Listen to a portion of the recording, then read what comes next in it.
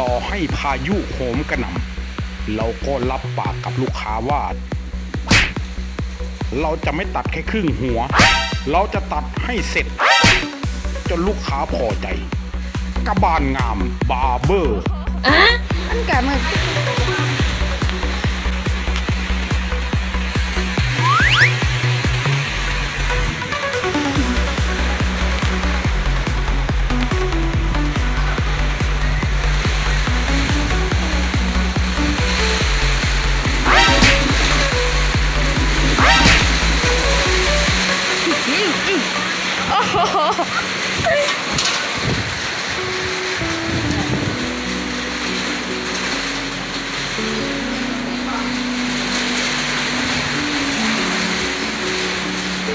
แม้ในวันพายุโหมกระหน่ำขอบคุณลูกค้าที่ไว้ใจเรากบาลงามบาร์เบอร์